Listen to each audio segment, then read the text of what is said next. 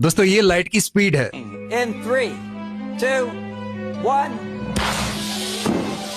अब आप इमेजिन करो कि लाइट की स्पीड से आप इस दुनिया से उड़ जाते हो तो आपको तकरीबन 8 मिनट और 30 सेकंड लगेंगे।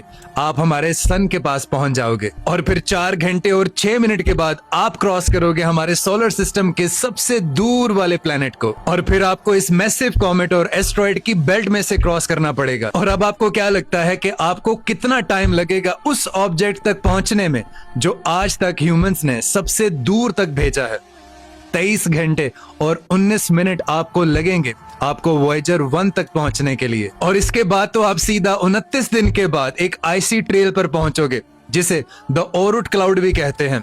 और इस क्लाउड को पार करने के लिए अगर आप स्पीड ऑफ लाइट से भी ट्रेवल करते रहो ना तो आपको तकरीबन 1.5 साल का अरसा लगेगा इस क्लाउड को क्रॉस करने में। और फिर 4 साल बाद जैसे ही आप हमारे नियरेस्ट स्टार को क्रॉस करेंगे तो आप एक बहुत ही अजीब चीज देखोगे।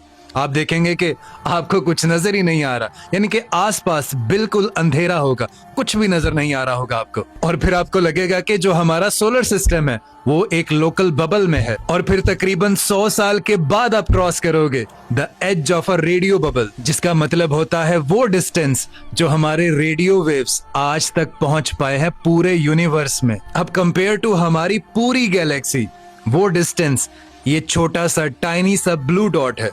और भाई इस ब्लू डॉट से अगर आप स्पीड ऑफ लाइट से भी ट्रेवल करो ना, बिजली की सी तेजी से भी, तो आपको पूरे 2700 साल लगेंगे। 2700 साल हमारे मिल्की वे गैलेक्सी के सेंटर में पहुंचने तक। और फिर 50,000 साल और लगेंगे आपको इस सेंटर से मिल्की वे गैलेक्सी के दूसरे एज पर पहुंचने तक। और इसके बाद भी अगर आप जाते रहते हो जाते रहते हो जाते रहते हो तो पूरे 46.5 बिलियन ईयर्स आपको लगेंगे हमारे ऑब्जर्वेबल यूनिवर्स के एज पर पहुंचने के लिए। और भाई इसके आगे भी अगर कुछ है तो उसकी लाइट हमारे अर्थ तक अभी तक नहीं पहुंची।